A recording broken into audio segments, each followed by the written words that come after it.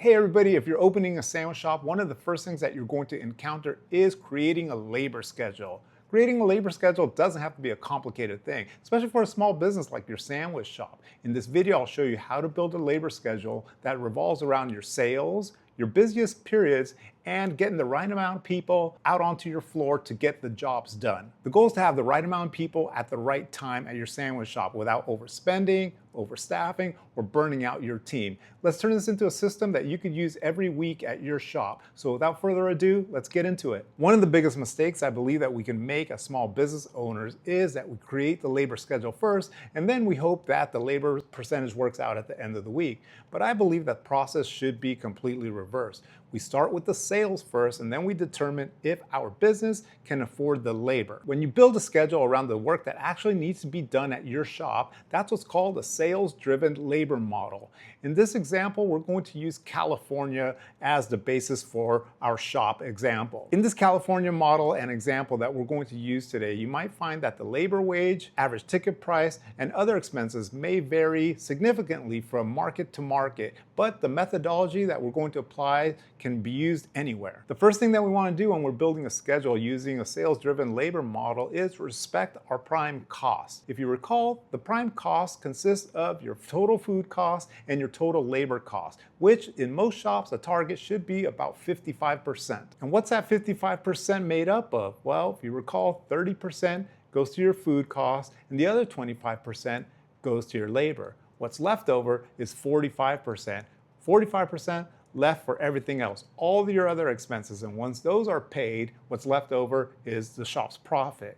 So 30% for your food cost, 25% for labor, right? But within that 25% labor, you're gonna find that 3% goes to payroll taxes and another 3% approximately goes to your workers' compensation insurance. So if you're using that 6%, and these costs might vary a little state by state, area by area, but what's left over is roughly 19% for labor. And that 19% of labor is what we're going to use to build our schedule. Remember, things might vary from market to market, right? Slightly, depending on your expenses at your shop. But we're going to use 19% as a good average range of labor to help you determine what labor you need at your business. So those first few days and weeks of your operation, you're going to be building sales, right? So you're going to have to use a metric that's provided on your POS. Most modern day POSs have this, right? So your point of sale, your register will have reports that generate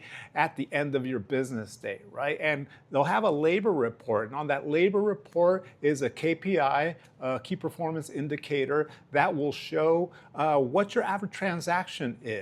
And that's what we're going to use to build our labor model. This KPI is very useful, and you'll see that as your business establishes itself, that the number will find a nice general area. Of course, you can always improve this depending on what you do at your business to boost your sales, right? But you want to look at your KPI, which will stay kind of in a certain range, and you could use this week to week and adjust your schedule based on that number. For this example today, we're going to use $16 as an average transaction rate, right? Let's just say your sandwich cost is $13.99 or $14.99 and your beverage is $2 or so, right? We're just gonna say $16 for an average transaction KPI at this location. And this example of this shop in California, we're going to use as an average sale day of $1,600, $1,600. Again, this is gonna vary area to area, your shop to my shop, right? But we're going to use for this example, $1,600.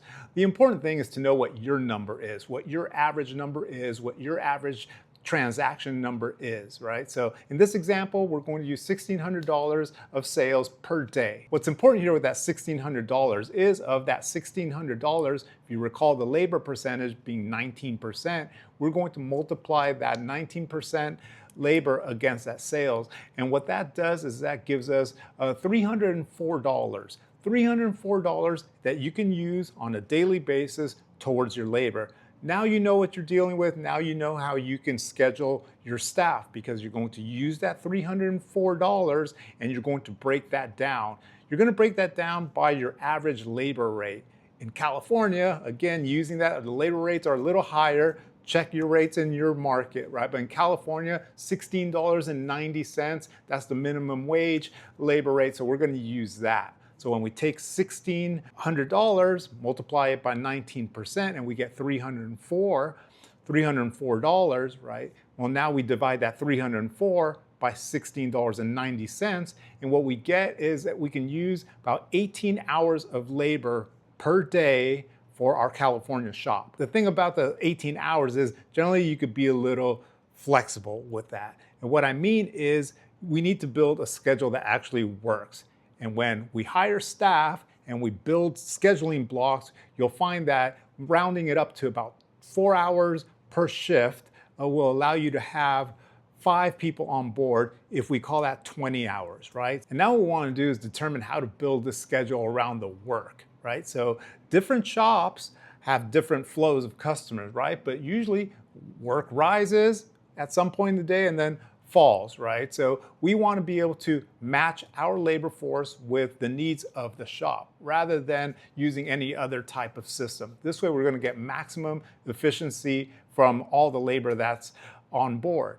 And what we want to do is we want to match things. We want to match our staffing to the work that needs to be done. Here we're going to use like kind of a standard model where it gets busy at lunchtime and then fades throughout the day, right? It's all about the lunch rush at a sandwich shop. And usually that happens anywhere between 11:30 a.m. and it starts to fade about 1:30 p.m., right? So those 2 hours in the middle of the day are key, right? All hands on board at that time. So what we want to do is stagger your staff in and stagger them out. And the total staff for this day is going to be 5 people total, 5 people total. But one of those is me, us, the owner. It doesn't always have to be that way though. Owners get a day off and they get time off too, right? But generally, when you've got skin in the game, you find yourself wanting to be there all the time. So in this example, we're going to keep it real and we're going to say owner's first one in and last one out most of the days, right? Again, you tweak that schedule how you want to make it depending on your labor budget and what it allows. But for this example,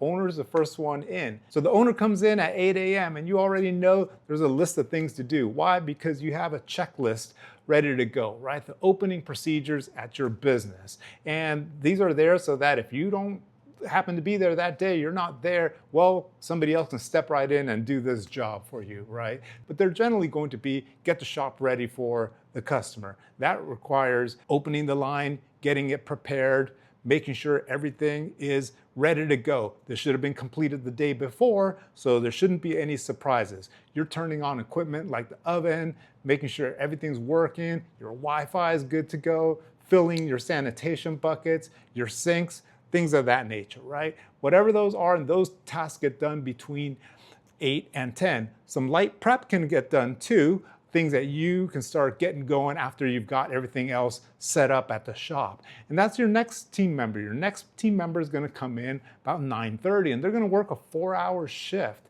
that 9:30 to 1:30. And this person is usually your slicer, your prep. So if you've had time already to help out, you've gotten them going, slicing some tomatoes, slicing some onions. If not, they come in and they've got their list ready to go. Either you've set it up for them or they already know how to get going. They know what to check for and they've got their list of needs and requirements for the day. They're gonna have about 2 hours to get busy, about 2 hours max, because they also have to take a break before the lunch rush. Nobody on break between 11:30 and 1:30. That needs to be established. If not, you have people trying to take their well-deserved break, but not at noon or not when like the heat is going on and then somebody needs to take a break. And that's poor planning, right? So this person has to be really efficient. They have to come in and slice up your cheeses and meats as needed, right? So that's for you to determine, and you should have your par levels set up also at your shop, so you shouldn't be completely wiped out of anything. If you are, then you have to make adjustments to that schedule or that staffing need for that particular day. The next person show up is gonna work a 4-hour shift as well, but they're coming in to work that 10:30 to 2:30 shift. Now you got 3 people on board. You've opened at 10 a.m., production's getting going in the back. This person that comes in at 10:30, they're gonna help out with some more prep work. You're on board, so now you have 3 team members that if suddenly it gets busy, you can come out and help, right? But usually workflow stays generally the same about 10, 10:30. It's not really busy yet. You're gonna get some customers, right? But it's nothing too crazy. So you still have a good hour before things get cracking, between 10:30 and 11:30.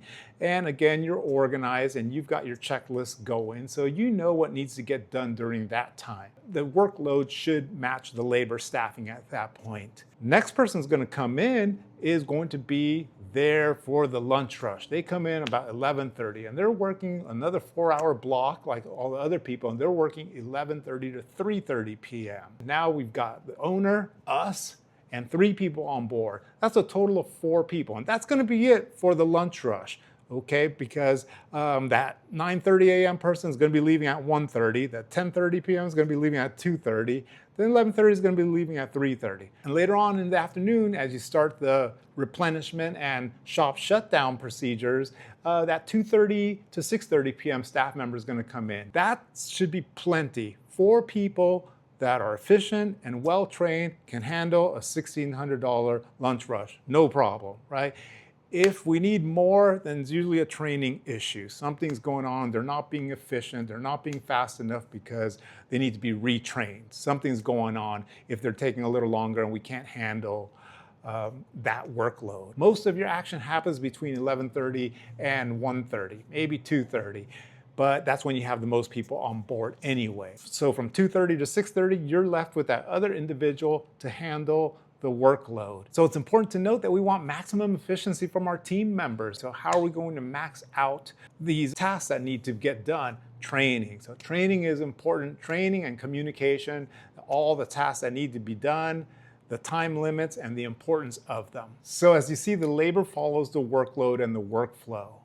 We've been using $1,600 and 304 labor dollars as a model, right? But what happens when we get busier? We use the same number, 19% of that dollar, whatever our average sales starts to become, right? And you'll know this using your POS generated reports. That's all that we do. Your sales may double to 3,200. So then all that means is that your labor dollars, your budget will double.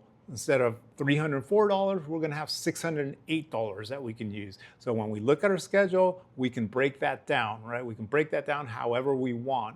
You could expand those shifts a little, or you may add more team members, and that's for you to see when the labor flow is needed at your shop. As your sales change and as they improve, you're going to use those POS generator reports to see maybe what days are becoming busier or what hours are becoming busier, and you just match your labor to that. You're going to need to replenish more, and you're going to need more hands on deck to assist your customers that are coming in. So using these reports, very important because it'll help you identify exactly when you need the staffing at your shop. So these are planning numbers, remember. They're not universal rules. It's going to vary from shop to shop and from area to area. And as the average transaction may vary from place to place, the general methodology is the same. You can use this model so long as you're using that 19% and your KPI reports, matching those together, then you'll really be able to dial in where you need your help. Then you can really start tweaking it as your business builds and you become very familiar with your business.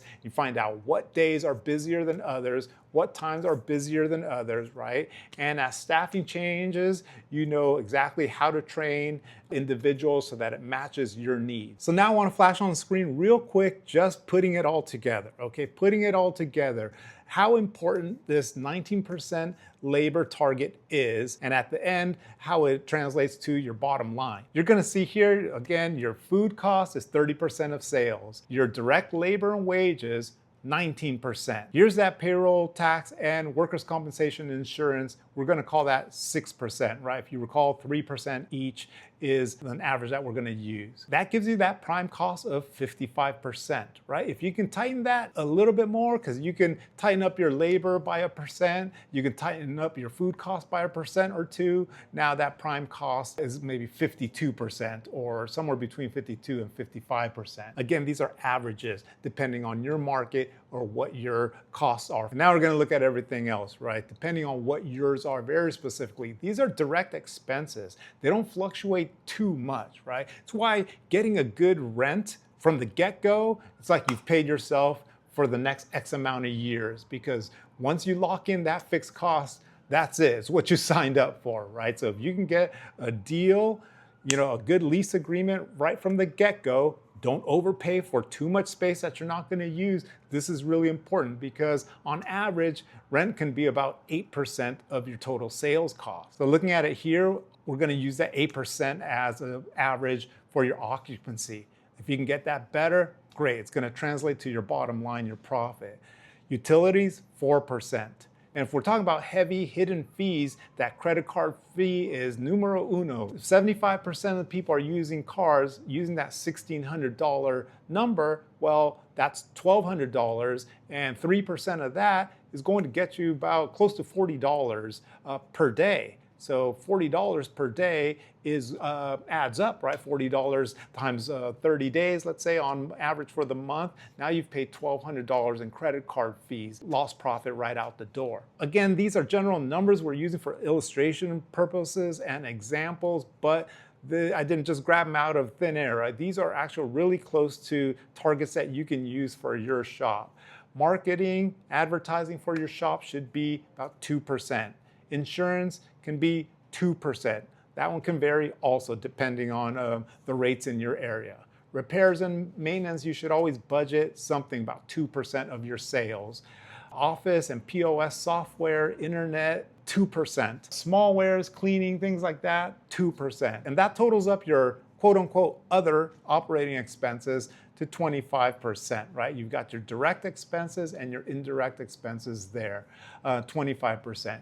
So if you add that 25% to your 55% prime cost, right now you're looking at 80%, and which leaves you an illustrative best world scenario, 20% operating profit. That number is going to vary from operator to operator because you have to run your shop tightly. That's why we're talking here about keeping that labor target tight. And that 20% profit there is, again, for illustrative purposes, right? It can happen. You can happen. A lot of shops can operate between 10 and 20%, let's say. Of course, that gets chipped away if your food cost rises, if your labor cost rises, and again, your rent or other things are a little out of line. Suddenly that 20% can become much less than that. So we're using 20% for illustrative purposes. If you're operating efficiently, that's why we're talking about this. I made a video recently. If you haven't seen it, go ahead and click on that one, how to build a sandwich using build cost, because you need to know what you're spending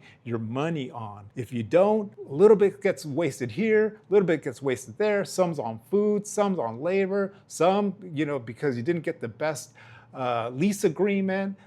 Utilities go up seasonally, et cetera, and suddenly you can actually easily go to zero. You make a ton of sales all month, and then suddenly where'd that profit go, right?